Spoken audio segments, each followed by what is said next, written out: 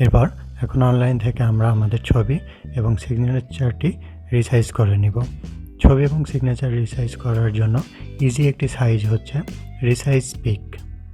আমরা গুগলে সার্চ করে resize image online at resize pic লিঙ্কে প্রবেশ করব এবং এই সাইটে ঢোকার পরে এখানে আমরা রিসাইজ পিক চুজ ফাইল অপশানে গিয়ে আমরা আমাদের ফাইলটি সিলেক্ট করে নিব।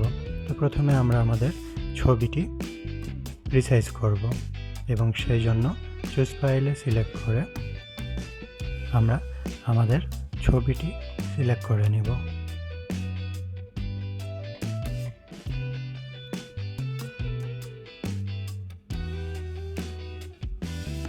তো দেখতেই পাচ্ছেন এখান থেকে আমরা ছবি সিলেক্ট করে নেওয়ার পরে এখানে হাইট এবং ওয়েট 300x300 দিয়ে দিব এবং রিসাইজ ইমেজে সিলেক্ট করব। সিলেক্ট করার পরে আমাদের ছবিটি রিসাইজ হয়ে যাবে 300x300 পিক্সেলে এবং দেখতেই পাচ্ছেন তার নিচে একটি ডাউনলোড লেখা আছে এবং এটি এখানে ডাউনলোড করে আমরা আমাদের ছবিটি ডাউনলোড করে নিব।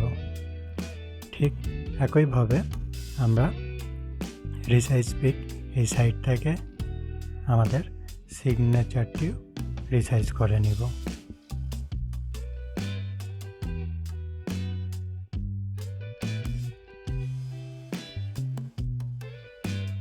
এরপর আমরা আমাদের সিগনেচারটি চুজ ফাইলে ক্লিক করে সিগনেচারটি সিলেক্ট করে নিব।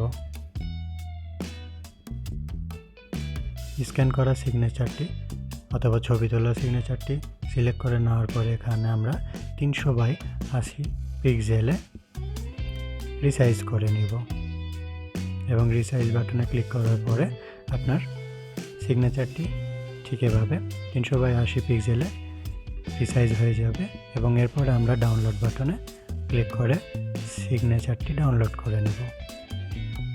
এরপর আমরা এখন আমাদের অ্যাপ্লিকেশন ফর্মে ছবি এবং সিগনেচার যেটি রিসাইজ করা সেটা বসিয়ে দেব। এখান থেকে সিলেক্ট করে নিব। সিগনেচার ঘর থেকেও একইভাবে আমরা সিগনেচারটি সিলেক্ট করে নিব এবং এটি এখানে শো করবে। এরপরে আমরা বলছে এখানে যে if require any changes click here two edit the application. তো আমাদের সেটি প্রয়োজন নেই,